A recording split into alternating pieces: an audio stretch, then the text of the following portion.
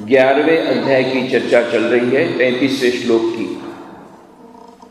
जहाँ की भगवान श्री कृष्ण ने अर्जुन को कहा, आह्वान दिया, तस्मात् उत्तिष्ठ यशो लभस्व जित्वा शत्रुन् भुङ्क्ष्व राज्यं समृद्धं मयैवैते निहताः पूर्वमेव निमित्तमात्रं भव सव्यसाचिन्। अतः तुम उठो, यश प्राप्त करो, शत्रुओं को जीतकर विशाल ऐश्वर्य युक्त राज्य का भोग करो। मेरे द्वारा ये लोग पहले ही नियत हो चुके हैं। दोनों हाथों के द्वारा समान रूप से तीर चलाने में समर्थ हे अर्जुन, तुम निमित्त मात्र बनो। इसी एक श्लोक की हम चर्चा विस्तार से कर रहे हैं। इसमें बहुत सारे संदेश एक साथ हमें मिल जाते हैं। पहले ही कहा, तस्मात् उत्तिष्ठ, जागो, उठो। यह जो उठो जागो संदेश जो स्वामी विवेकानंद ने भी बाद में दिया हमारे देश को, मानव जाति को, व्यक्तियों को, वही संदेश भगवान श्री कृष्ण गीता में बारंबार दिया। द्वितीय अध्याय में भी हमने देखा था, जहाँ पर कि भगवान श्री कृष्ण ने आह्वान किया था, जब अर्जुन ने कहा था कि मैं युद्ध करना नहीं चाहता हूँ, इससे अच्छा तो मैं सन्यासी बन जाऊँगा, भिक्षुक बन जाऊँगा और भीख मांग करके खाऊँगा, पर मुझे युद्ध नहीं करना है। और वो बैठ जाता है रथ के पीछे, युद्ध करने से इनकार करता है। उस समय भी भगवान श्री कृष्ण ने आह्वान किया था, यह तुम्हें शोभा नहीं देता। और कुतस्वाकशमलमिदं विश्वे समुपस्थितम अनार्यम अजुष्टम अस्वर्गम अकीर्तिकरम अर्जुन क्लैप्यम मास्मगम पार्थ नैतते उपपद्यते क्षुद्रम हृदय दौर्बल्यम त्यक्तो उत्तिष्ठ परंतप। उठो हे परंतप, उठो। उस समय भी उठो कहा, बैठ गया था गांडीव लेकर के, उठो उठो कहा। तो ये उठो शब्द ये बहुत ही महत्व का है। आज हमको सभी को सब आज के इस युग में, आज की इस परिस्थिति में हमें ये उठना होगा। उठने का मतलब क्या होता है कि आलस्य को छोड़ना पड़ेगा। उठने का मतलब होता है तमोगुण को छोड़ना पड़ेगा। उठने का मतलब होता है रजोगुण को स्वीकार करना पड़ेगा। उठने का मतलब होता है जागृत होना पड़ेगा। उठने का मतलब होता है कि अवेकन्ड होना पड़ेगा। बहुत सारे उसके शब्द हो सकते हैं। उठना, उत्तिष्ठ, यह एक शब्द ही मानो एक इतना अपने आप एक पावरफुल शब्द है, एक इतना शक्तिशाली शब्द है। और आज की हमारी परिस्थिति में और भी अधिक महत्व का है, जहाँ की हम लोग सोने का ढोंग कर रहे हैं। सोए हुए को तो जगाया जा सकता है, पर जो सोने का ढोंग करता है उसको नहीं जगाया जा सकता। उसी को जगाने का प्रयत्न भगवान श्री कृष्ण कर रहे हैं अर्जुन के माध्यम से सारी मानव जाति को। तो हमें जगना है, पहले तो अपनी परिस्थिति को समझना है। जब तक जगेंगे नहीं, मोह रूपी निद्रा में सोते रहेंगे, आलस्य रूपी निद्रा में सोते रहेंगे, तमोगुण रूपी निद्रा में सोते रहे, अज्ञान रूपी निद्रा में सोते रहेंगे, तब तक हम लोग की यही करुण स्थिति रहेगी। इस स्थिति से हमें यदि बाहर आना है तो हमें उठना होगा। उत्तिष्ठ, तस्मात् उत्तिष्ठ यशो लभस्व। क्यों उठना है? यश प्राप्त करने के लिए। तो यश प्राप्त करना कोई खराब चीज नहीं है।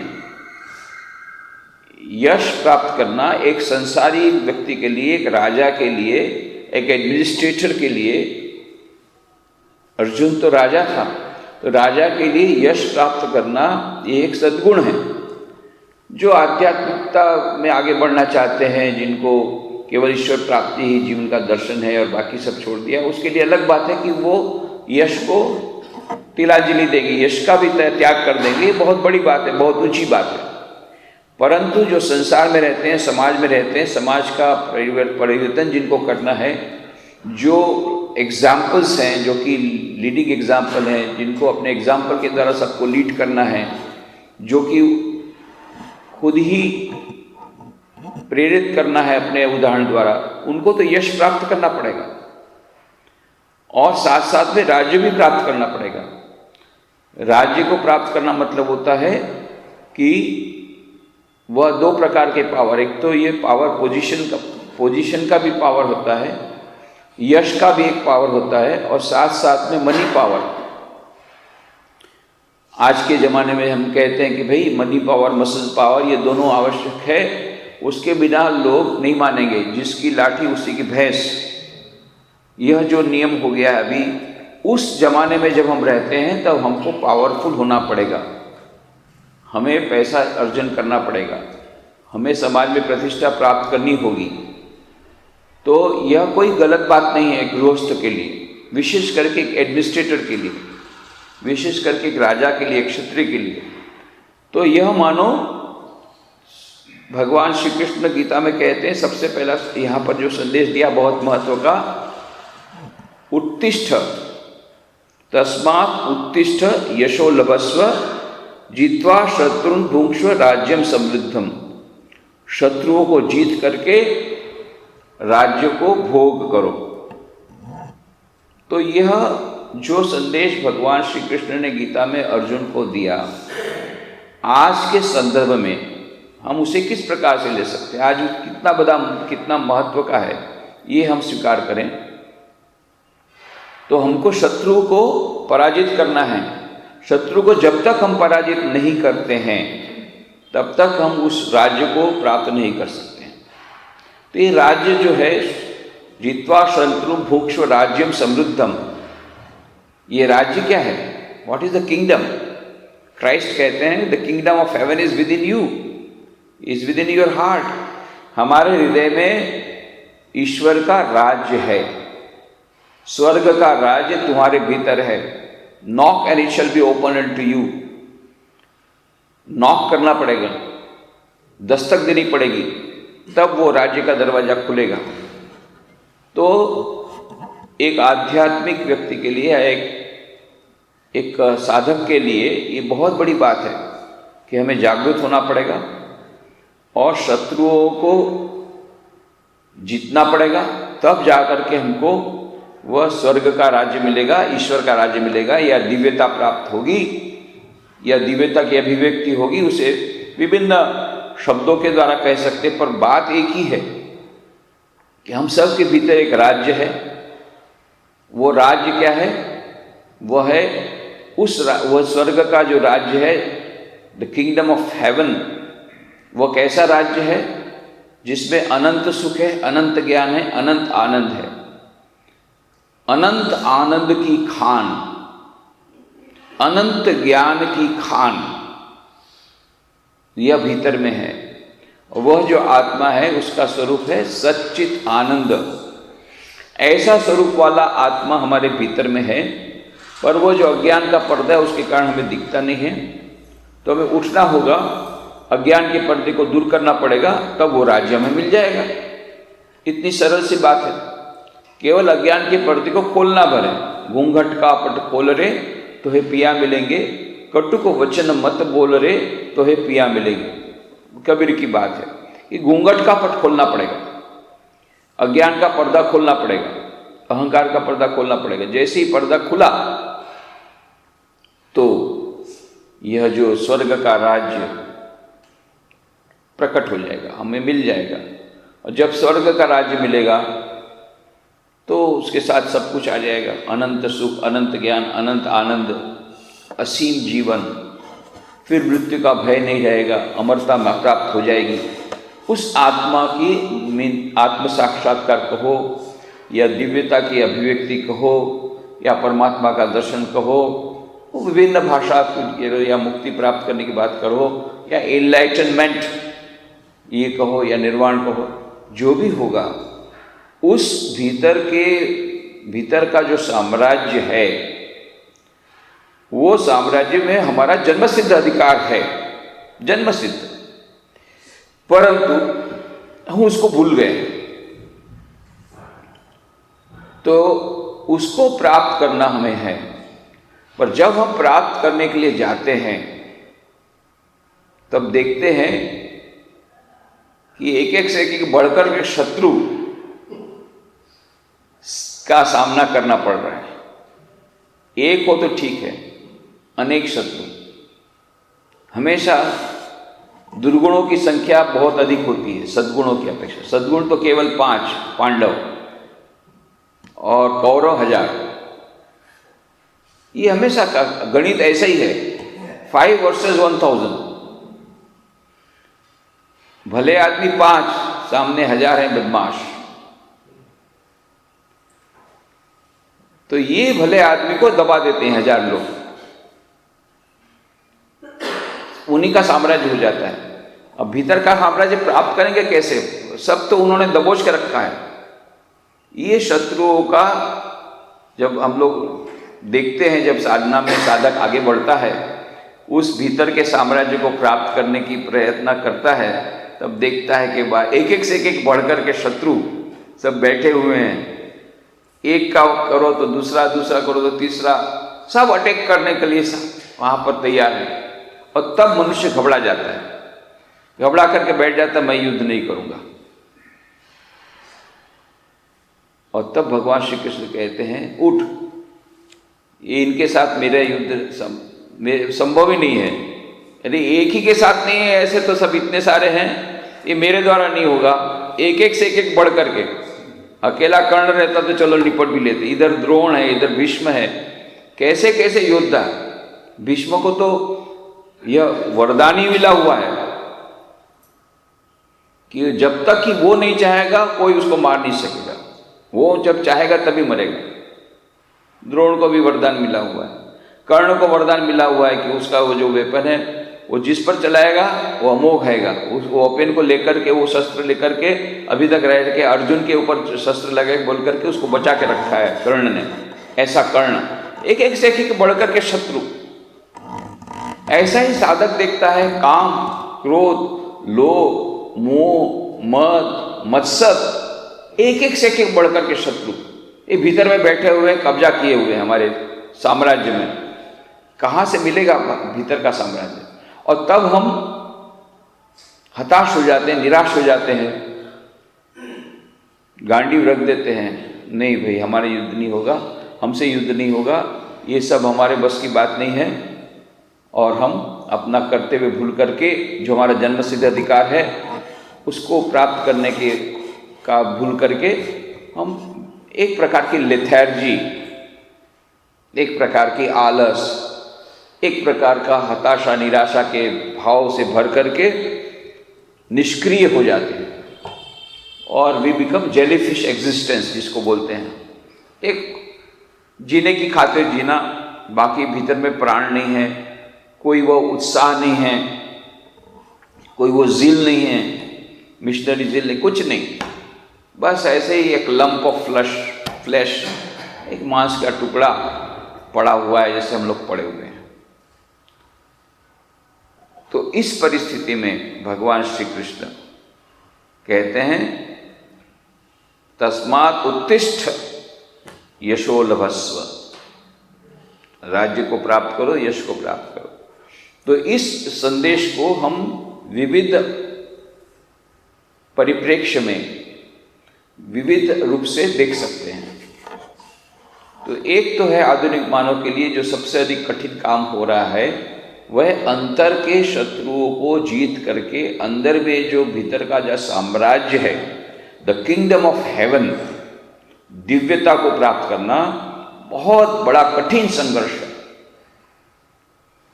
ऐसे ही तो भीतर के संघर्ष करना मतलब मन से संघर्ष करना, और मन से संघर्ष करना मतलब भगवान बुद्ध बोलते हैं कि अकेले हाथों 1,00,000 व्यक्तियों से लड़ना सरल है, उससे अधिक कठिन है अपने आप से लड़ना, अपने भीतर के मन को से लड़ना बहुत कठिन है, उससे ज़्यादा कठिन है।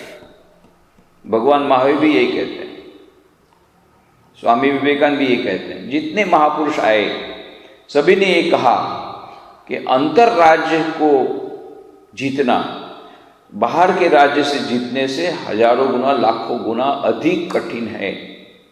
अकेले हाथों 1,00,000 सैनिकों से लड़ना जितना कठिन है, उससे अधिक कठिन हमारे भीतर में जो मन है उसको, उसके साथ लड़ना। क्यों? क्यों? इसलिए ये जो मन है इसके दो भाग हैं, एक है चेतन मन, एक अचेतन मन, कॉन्शियस, सब कॉन्शियस माइंड और कॉन्शियस माइंड। तो चेतन मन में बहुत सारे संस्कार हैं, पर जो अचेतन मन है, अनकॉन्शियस माइंड, सबकॉन्शियस माइंड, उसमें तो हजारों जन्मों के संस्कार हैं। ये संस्कारों के साथ लड़ना ये छोटी बड़ी बात नहीं है, बहुत कठिन बात है। ये कब ये जागृत हो जाएंगे और कब अटैक करेंगे, भीतर में सोए हुए हैं, और ये जब जागृत होकर के जब अटैक करते हैं, आक्रमण करते हैं, तब वह साधक घबरा जाता है, नहीं भाई हमसे नहीं होगा, छोड़ो यार ये सब, कहाँ ये फंस गए, जैसे थे जानवर का जीवन अच्छा था, खाओ पियो मर जाओ, जैसे जानवर लोग होते, ज़्यादा सोचते ही नहीं क्या करना क्या नहीं। जब जब जैसा जैसा होता गया, चोरी करने की इच्छा हुई, चोरी किया, बाद में जेल में डाला, जेल में डालकर जेल में जो सजा हुई वो मिला, फिर जाकर के बाहर निकले, फिर खून किया, फिर सजा हुई तो फिर गए। जैसा जैसा मन बोलता है ऐसा करते जाओ, लड़ो मत मन से, मन जैसा बोलता है ऐसा करो, फिर उसके बाद में जो सजा मिलती है उसको स्वीकार करो, कुछ सोचो मत, जैसे जानवर लोग करते हैं ठीक इसी प्रकार से जानवर के समान रहो, ज़्यादा सोच के फायदा क्या है। ये है निद्रा, मोह रूपी निद्रा, तो उसमें से जगना है। तो ये जो शत्रुओं के साथ लड़ना, ये शत्रु का मतलब क्या है, विभिन्न परिप्रेक्ष्य में हम देखें, एक तो हमारे भीतर के शत्रु तो यह जो आह्वान दिया गया, भीतर में जो साम्राज्य है, द किंगडम ऑफ हेवन, उसको प्राप्त करने के लिए हमें काम, क्रोध, लोभ, मोह, मद, मत्सर, इन सभी शत्रुओं को जीतना पड़ेगा। उसकी भी पूरी टेक्निक भगवत गीता में बहुत अच्छी तरह दी है। जहाँ हमने 3य अध्याय में भी देखा, अर्जुन ने पूछा कि अथ केन प्रयुक्तोऽयं पापम चरति पुरुष अनिच्छनपि वार्ष्णेय बलावधीव नियोजित। ये कैसे पाप करता मनुष्य, मानो एक बालो कोई उसको बलपूर्वक कोई के पास से खराब काम कराता है, पाप कराता है। ये क्यों ऐसा पाप करता है मनुष्य, क्यों ऐसा पाप करता है? और तब भगवान श्री कृष्ण ने कहा, काम एष क्रोध एष रजोगुण समुद्भवः महाशनो महापापमा विद्येन महि वैरिणम। काम और क्रोध ये दो है सबसे बड़े शत्रु। इसको तुम मेरा शत्रु जान, मेरा मतलब ईश्वर का शत्रु। जब तक ये शत्रु का विधन नहीं करेगा तब तक मैं नहीं आऊँगा तेरे पास, ये समझ लेना। ये मेरे शत्रु हैं। काम क्रोध जब तक हैं तब तक मैं आने वाला नहीं। काम एष क्रोध एष रजोगुण समुद्भवः महाशनो महापापमा। बहुत बड़ा बड़ा पाप कराते हैं, जितने मर्डर हो रहे हैं ये सब का कारण काम या क्रोध, दो में से एक। आप एनालाइज कीजिए, कोई भी महान काम हो रहा है, मर्डर हो रहा है या दूसरे कुछ दुष्ट काम हो रहे हैं, काला बाजारी हो रही है, होर्डिंग हो रही है, जो कुछ भी हो रहा है, ये जितना भी खराब काम हो रहा है समाज में, दो ही, काम या क्रोध। या क्रोध में आवेश में हिंसा होती है, कोई मर्डर करता है, अटैक करता है, या काम के आवेश में खराब काम करता है। पर है ये दो ही, ये दो महान शत्रु मेरे हैं, और इनका पेट कभी नहीं भरता। महाशनो, ऐसा नहीं कि भाई तुमने उनको दे दिया कि चल यार तुम बहुत ज़्यादा तुमको पैसा की जरूरत है, चल तेरे को दे दिया तो 100 करोड़ दे देता हूँ, चुपचाप रहे। अभी जैसे ही 100 करोड़ मिला उसको लगता है कि भाई अंबानी से तो कम ही है ये, तो उसके लिए प्रयत्न करें, फिर काला बाजारी और करें, फिर और कुछ करें गड़बड़। वो भी होने के बाद बोले ये तो इंडिया का मैच रिचेस्ट हुआ, बिल गेट्स तो बाकी है, वो तो रिचेस्ट है पूरे वर्ल्ड का, उसको कैसे, सभी ओवरनाइट सबको बिल गेट्स बनना है ओवरनाइट, उसके लिए कैसे करें? तो ब्लैक एंड वाइट के सिवा तो कोई है ही नहीं, ब्लैक ही जाना पड़ेगा, वाइट में तो होगा नहीं ये सब काम। तो उसके लिए चलो भाई, तो ये सभी इस पीछे जुड़ पड़े है क्या? काम एष, इसका पेट कभी नहीं भरता है। भगवान श्री कृष्ण का एक का स्वभाव क्या है? महाशनो महापाप में, इसके दो लक्षण बताए।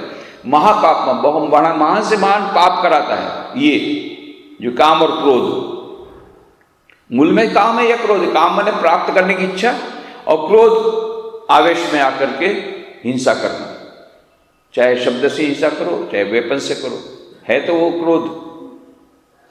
ये दो ही हमारे जितने दूषणों का कारण है, और हम जो भी हमारे जीवन में दुख आता है ये दो चीजों से आता है। काम एष क्रोध एष रजोगुण समुद्भव महाशनो। और इसके खासियत क्या है? इसका पेट कभी नहीं भरता, पेट भरता ही नहीं, जितना उसको मिलता है और उसकी तृष्णा बढ़ती है, और चाहिए और चाहिए और चाहिए, और चाहिए। ये ऑक्सफोर्ड डिक्शनरी ने नया शब्द डाल दिया, एफ्लुएंजा। इन्फ्लुएंजा तो हम लोग जानते हैं, कभी कभी हमको होता भी है, पर ये इन्फ्लुएंजा नहीं, एफ्लुएंजा। एफ्लुएंट लोगों को होता है, एफ्लुएंट माने धनवान लोगों को होता है। इसलिए अमेरिका में सब जितने पेरेंट्स लोगों ने मिलकर के, जितने अभिभावक लोगों ने मिलकर के एफ्लुएंजा रेजिस्टेंट सोसाइटी बनाई बच्चों को एफ्लुएंजा से बचने के लिए। क्योंकि एफ्लुएंजा से क्या होता है, एफ्लुएंजा का शिकार जब बच्चा हो जाता है तो उसको जितनी वस्तुएं दो उतनी कम पड़ती है, और चाहिए। 10 जूता है तो और 11 जूता चाहिए, 4 मोबाइल है तो और 5 चाहिए, कार चाहिए 1 है तो 2 कार चाहिए, और चाहिए और चाहिए। जितना देते जाओ उतना उसकी भूख बढ़ती जाती है। नुगे न्यूरोसिस इसके शिकार होते हैं। फिर बाद में नुगे न्यूरोसिस के बाद और एक स्टेप फॉरवर्ड पर ड्रग एडिक्ट बनते हैं, उसके बाद में सिजोफ्रेनिक होते हैं, मानसिक रोगी बनते हैं, फिर सुसाइड, आत्महत्या कर लेते हैं। मन में शांति नहीं है और अशांति बढ़ती जाती बढ़ती जाती बढ़ती जाती, फिर सुसाइड। ये ट्रेंड चल रहा है, खास करके जो एफ्लुएंट कंट्रीज में, जो धनवान देश हैं, जो धनवान लोग हैं उसके भीतर में। तो इसलिए सब अभिभावकों ने मिलकर के एफ्लुएंजा रेजिस्टेंट सोसाइटी बनाई। वीकेंड में ले जाते हैं गांव में जाकर के बोलते देखो तुम्हारे पास 1 कार है, इसके पास 2 कार, इसके पास 1 भी कार नहीं है, फिर भी ये लोग कितने आनंद में हैं। तुमको इस प्रकार का इतना सारा खाने को मिलता, इन लोग को ऐसा सादा जीवन है फिर भी लोग आनंद में हैं। ये वहाँ की रूरल लाइफ बताते हैं, गरीबों की लाइफ बताते हैं कि ऐसे भी लोग हैं जिनके पास 1 भी कार नहीं है। ये सब बताते हैं, उनका पॉकेट एक्सपेंस करते हैं, ऐसा प्रयत्न कर रहे हैं एफ्लुएंजा रेजिस्टेंट सोसाइटी। तो ये एफ्लुएंजा के सब लोग शिकार हो गए हैं। तो 2 प्रकार की कैटेगरी हो गई। एक जो बहुत गरीब है, इनको खाने को भी नहीं, भूखे मर जाते हैं या दिन में केवल 1 बार खाने को मिलता है। और एक ऐसे हैं जिनको इतना अधिक खाने को है कि फिर नींद नहीं होती है। इनको खाना नहीं मिलता इसलिए नींद नहीं होती, इनका इतना ज़्यादा खा लिया, इतने सारे रोग हो गए, इतनी सारी चिंता आ गई, नींद की गोलियां कोई असर नहीं करती, ट्रैंक्विलाइजर्स नॉट वर्किंग। और ये लालच बढ़ती जाती, लालच बढ़ती जाती बढ़ती जाती, इसका कोई अंत नहीं है। महाशनो, महापाप, कभी इसका पेट भरता नहीं। भगवान श्री कृष्ण कहानी बताते थे, एक हजाम था, तो ये हजाम एक बार गया था यात्रा में, तो एक जंगल में जब गुजर रहा था तो थक गया, धूप थी, एक पेड़ के नीचे बैठा। उसको पता नहीं था कि पेड़ में एक भूत रहता है। तो थोड़ी देर बाद भूत आया। भूत ने बोला कि 7 घड़े हैं मेरे पास सोने के, लोगे? तो खुश हो गया हजाम, अरे भाई 1 सोना मोहर देखा नहीं, और ये तो 7 घड़े भर करके सोना मोहर उस समय सोना मोहर हुआ करती थी। कैश तो था ही नहीं, रुपया तो था ही नहीं, नोट भी नहीं थे, सिक्के भी नहीं थे, सोना मोहर होती थी, सोने की मोहर है। यही मेन था उनका विनिमय का। 1 सोना मोहर में बहुत सारा आता था, तो सोना मोहर वो भी 7 घड़े भर करके, एक ही सोना मोहर में तो कितना सारा खरीद लेते हैं। लूंगा, बोले जा तेरे घर में जाके दे, मैंने दे दिया तुमको। घर में जाके देखा तो अरे सचमुच में 7 घड़े भर करके सोना मोहर है। एकदम आनंद से नाचने लग गया। अरे 1 सोना मोहर में लोग आनंद से नाचते हैं, तो 7 घड़े भर करके सोना मोहर। सब देखा, फिर से देखता है, फिर से देखता है, देखता है 6 तो घड़े पूरे भरे हुए हैं, 7वां थोड़ा सा बाकी है। उसको लगा कि नहीं, सातवां तो भरना पड़ेगा, ऐसे नहीं चलेगा। तो जितना सोना था ना सब इधर उधर से मिलेगा, बीबी का लिया, पत्नी का लिया, इधर लिया, सब बेच बच करके सोना मोर खरीद लिया। भरा तो भी थोड़ा बाकी है, पर भरना तो पड़ेगा। अब उसको एक ही धुन सवार होगी, सातवां घड़ा भरना है कैसे भी करके। अब हजाम गया राजा के पास कि राजा बहुत टाइम से सैलरी बढ़ाया नहीं। अरे तू बोलता क्यों नहीं, इतना चिंता क्यों करता है, चल तेरी डबल सैलरी होगी, तू इतना अच्छा काम करता है, इतने साल से मेरे साथ है, तो बोलना चाहिए ना। मैं तो कुछ दिनों से देख रहा हूँ सूख रहा है, मुंह पर एकदम निराशा हताशा आ गई है। वही सोच रहा था, इतनी छोटी सी बात में ले तेरा डबल सैलरी हो गया। डबल सैलरी के बाद भी वो डबल सैलरी में कितना सोना मोह रहेगा। हजाम का सैलरी कितना होता है, कोई CEO तो था नहीं मल्टीनेशनल कंपनी का कि सोना मोहर से भर जाता। और फिर 1-2 साल डाला, फिर भी वो नहीं है, फिर भी ये चिंता में है और एकदम आधा पागल जैसा हो गया है। चिंता, दिन रात चिंता कर रहा, नींद नहीं आ रही, कैसे भरेगा मेरा सातवां घड़ा। फिर राजा ने देखा, अरे तेरी सैलरी डबल कर दी, फिर तेरा तो तू सूखता ही जा रहा है और तेरा चेहरा तो खराब होता ही जा रहा है। कहीं ऐसा तो नहीं है कि तूने वो भूत के पास से 7 घड़े तो नहीं ले लिए? हाँ, अरे राजा को कैसे पता पड़ा? तो बोले हाँ वो 7 घड़े। बोले अरे तुमको मालूम नहीं है, वो एक भूत है, वो पेड़ के नीचे रहता है, वो बस लोगों को मार डालने का उसका यही तरीका है। लोगों को चिंता कर आके मार डालता है, चिंता के कारण लोग मर जाते हैं। चिंता करके उसको 7 घड़ा दे देता है, थोड़ा सा बाकी रखता है, उसको पूरा करने में हो जाता है। मेरे पास भी आया था, मैं समझ गया उसकी चाल, इसलिए मैंने ना बोला था। तूने क्या ले लिया है? बोला ले लिया। जा अभी कभी जाके देखे आ, नहीं तो मर जाएगा तू। जाके दौड़ के गया पेड़ के बाद, ये भाई भूत, ये तेरा 7 घड़ा ले ले बाबा, मुझे जैसा था ये कर दे। मैं इतना खा पी के आनंद करता था, सैलरी मिलती थी आधी, उसी में इतना आनंद में था, ये डबल सैलरी में भी मेरा इतना चला, तू ले ले तेरा घड़ा। तो घड़ा वापस किया। जो भी होगा, कहने का मतलब है कि वो काम एश क्रोध एश ऐसा है कि उसका पेट कभी भरता ही नहीं, हमेशा कम रहेगा। और इसीलिए रात दिन सब लोग दौड़ धूप कर रहे हैं। देखिए कोई भी दिन रात दौड़ धूप कर रहे हैं, क्यों? और चाहिए और चाहिए। पार्ट टाइम करते हैं, वो जॉब करते हैं, ये जॉब करते हैं, पत्नी को भी लगाते हैं, यहाँ भी करते हैं, और चाहिए। और आश्चर्य की बात है, जितनी सैलरी बढ़ती है उससे दुगना खर्च बढ़ता है। आश्चर्य की बात, सैलरी जब थी 500 रुपया तब हो जाता था, अभी 1000 रुपया सैलरी हो गई, कम पड़ रहा है।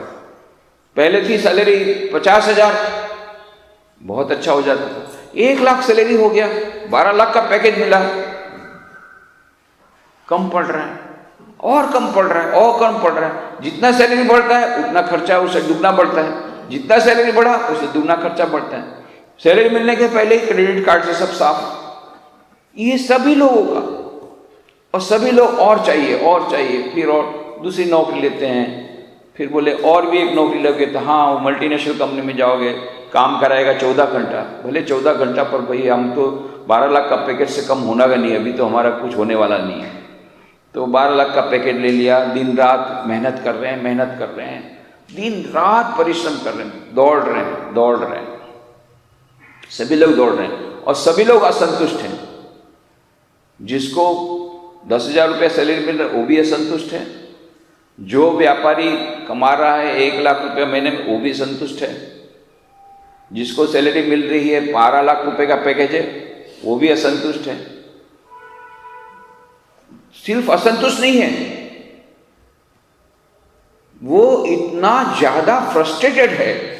मेरे मित्र को 24 लाख का पैकेज, अभी आज न्यूज आया एक IIT कानपुर वाले को 1.5 करोड़ का पैकेज आया। अब उसको तो 1.5 करोड़ का पैकेज आया और बाकी सब अभी कॉमा में चले जाएंगे। जिसको 1 करोड़ का पैकेज मिला वो आत्महत्या कर लेगा कि मेरे मित्र को 1.5 करोड़ का पैकेज, मेरे को केवल साल में 1 करोड़ मिलेगा, तो वे जी के क्या फायदा, जी के फायदा क्या है? 1 करोड़ का पैकेज, आत्महत्या। और जो लोग 1,000 रुपया 10,000 रुपये महीने में बड़े आनंद में हैं। पर ये बात ही ऐसी है, ये काम एष, इसका पेट कभी नहीं भरता। काम एष महाशनो महापापमा विद्येनि में वैरिणम। तो ये एक प्रकार के शत्रु हैं। तो ये जो भगवान श्री कृष्ण कहते हैं उसको विभिन्न संदर्भ में हम ले सकते हैं। एक व्यक्तिगत संदर्भ में, एक साधक के संदर्भ में, जो भीतर में हमारे काम को लोभ मोह मद मत्सर रूपी शत्रु, उनसे लड़ करके हमको भीतर का साम्राज्य लेना है। दूसरा है बाह्य समस्याएं, इतनी हमारी बाह्य समस्याएं हैं, उनसे भी हमको लड़ना है। आर्थिक समस्या है, फाइनेंशियल क्राइसिस है, घर में झगड़े हैं, परिवार में झगड़े हैं, रिलेशनशिप का प्रॉब्लम है, लड़की की शादी नहीं हो रही है, लड़के को जॉब नहीं मिल रही, कितने प्रकार की समस्याएं, समस्याओं से भरपूर प्रत्येक व्यक्ति। और फिर वो फ्रस्ट्रेट होकर बोल जाता है मेरे से नहीं, उठ खड़े हो जा, युद्ध कर, समस्या है तो क्या है, युद्ध कर। और मेरे में ताकत नहीं है। अरे तुझे कुछ नहीं करना है, मैं सब करके रखा है मैंने, तेरे को तो सिर्फ भव सव्य साची निमित्त बनना है, काम मैंने कर डाला है, तू उठ तो खड़ी, काम मैंने कर डाला है, करने वाला नहीं हूं, मैंने कर डाला है, तू केवल तो निमित्त बन, निमित्त मात्र भव सव्य साची, शत्रु को मैंने मार डाला है। तो ये जो समस्याएं हमारी बाहर की हैं, ये भी शत्रु रूपी समस्याएं। If God be with us, who can be against us? And if God is not with us, who can be with us? भगवान यदि हमारे साथ है तो हमारे अगेंस्ट में कौन हो सकता है?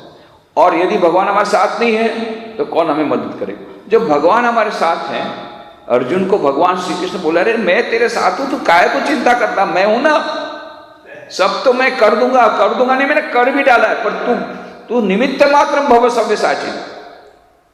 ऐसे हताश मत हो जा, निराश मत हो जा, बैठ मत जा, उठ, तेरे को निमित्त बनना है, करने वाला मैं हूं, तू काहे को इतनी चिंता करता, होगा कि नहीं, क्या होगा क्या नहीं, अरे सब चिंता छोड़ना, मैं तो कर डाला। तो ये विभिन्न संदर्भ में हम देख सकते हैं। हमारे अंतर की समस्याओं के बारे में भी यही सच है। बाह्य समस्या जो हमको जीवन में आती बहुत सारी, उसमें भी ये सच है। फिर समाज में जो शत्रु हैं, कितने सारे शत्रु हैं समाज में, कितने दुष्ट आदमी हैं, काला बाजारी है, ये है, वो है, बेईमानी है, असत्य है, ये सब से भी हमको लड़ना है। कितने असामाजिक तत्व हैं, आवारा तत्व हैं, इर्द गिर्द बदमाश लोग हैं, इनसे भी हमको लड़ना है। इतनी सारी बुराइयां समाज, उनसे भी हमको लड़ना है। राष्ट्र के संदर्भ में हम देखें, राष्ट्र की भी बड़ी बड़ी समस्याएं, उनसे भी हमको लड़ना है। और फिर अंतर्राष्ट्रीय क्षेत्र में बहुत सारी समस्याएं। तो विभिन्न संदर्भ में हम उसको देखें, प्रत्येक संदर्भ में मैसेज एक ही है। जो भी समस्या है, अंतर्राष्ट्रीय लेवल की हो, इंटरनेशनल लेवल की हो, राष्ट्रीय लेवल की हो, सामाजिक लेवल की हो, व्यक्तिगत लेवल की हो, बाह्य दृष्टि से, व्यक्तिगत लेवल हो, अंतर की दृष्टि से, पांचों प्रकार से, ये पांचों दृष्टि से देखने पर जो भी शत्रु है, सबका नाश मैंने कर डाला है। तू चिंता मत कर, तेरे को निमित्त बनना है, मात्र निमित्त मात्रम भव सव्य साची। कितना अधिक पावरफुल मैसेज भगवान श्री कृष्ण दिया। हमारे आधुनिक मानव की सब समस्याओं का सब समाधान कर डाला। पर दुर्भाग्य है कि हम इतने महान इस ग्रंथ को न तो उसके ऊपर हम लोग समय दे पाते हैं, समय नहीं है, time is not there. Time is there to go for the tranquillisers, time is there for going to the mental hospital, time is there for committing suicide, there is no time for reading Bhagavad Gita. ये हमारे विडंबना है आधुनिक मानव की, जिसमें सभी समाधान दिया है। इसकी विस्तार से चर्चा बाकी की जो है अगले रविवार को करेंगे। आज यही समाप्त करें।